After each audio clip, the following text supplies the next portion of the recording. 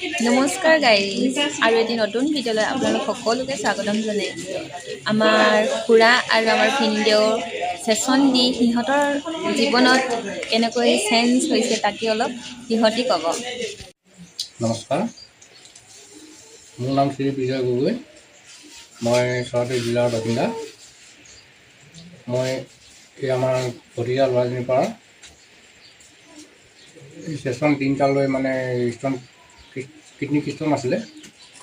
এতিয়া মানে সেইটো লৈ বহুতেই আৰাম পাইছোঁ। আগত প্ৰেছাৰটো অলপ জাম আছিলে, প্ৰেছাৰটো ক্লিয়াৰ হৈছে। তাৰপৰা বিষ অনুভৱ কৰিব পৰা নাই, বিষ নাই মানে অলপো। আগততো বিষটো ৰাতিপুৱা মৰ্ণিঙত উঠাৰ লগে লগে বিষটো মানে বহুত বেয়াকৈ বিষাইছিলে। এতিয়া মানে বিষ বুলি তেনেকৈ নাই, গাটো ফ্ৰী ফ্ৰী লাগিছে।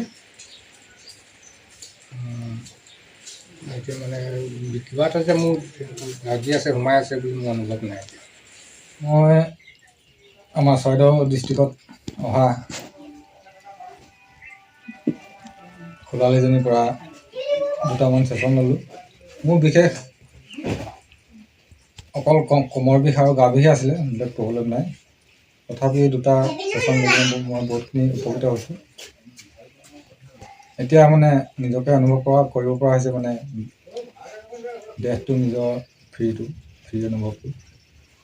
তাকে আৰু দুটামান ল'বলৈ আশা কৰি আছোঁ। ভিডিঅ'টো যদি ভাল পাইছে like, comment, share and subscribe কৰি দিব, আৰু নতুন নতুন ভিডিঅ' আহি থাকিব। আপোনালোকে সকলোৱে সহায় যেন কৰি যায়। Thank U.